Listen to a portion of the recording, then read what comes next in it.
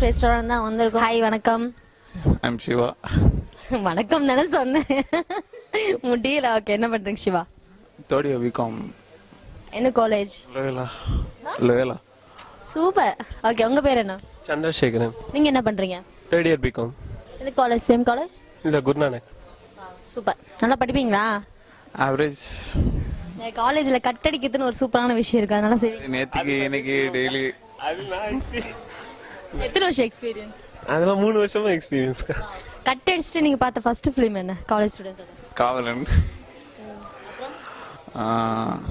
அப்புறம் நீங்க யோசிச்சிட்டே இருங்க, நான் அதுக்குள்ள முடிச்சுட்டு வந்தேன். நீங்க கட் அடிச்சுட்டு என்ன படம் பாத்தீங்க? ஃபர்ஸ்ட் படம் வேங்கை, அதுக்கப்புறம் தெய்வ திருமகள், அதுக்கப்புறம் லிஸ்டே இருக்கு.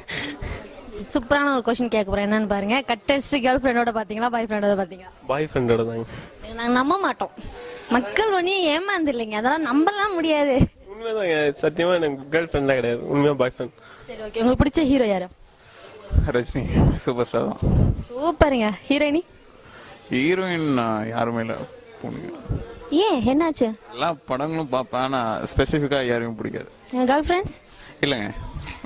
எல்லாத்தையும் நல்லா சூப்பரா சப்போர்ட் பண்ணி இதை தப்பிச்சுட்டே வந்துட்டு இருக்காரு. நீங்க சொல்லுங்க, ரஜினின்னு சொன்னாலே பஞ்ச் டைலாக் ரொம்ப ஃபேமஸ், சூப்பரா இருக்கும். ஒரு நல்ல டைலாக் ரஜினி மாதிரியே செமையா பேசுறாங்க. பேசி காட்டுங்க. நான் ஒரு தடவை சொன்னா அதை 100 தடவை சொன்ன மாதிரி.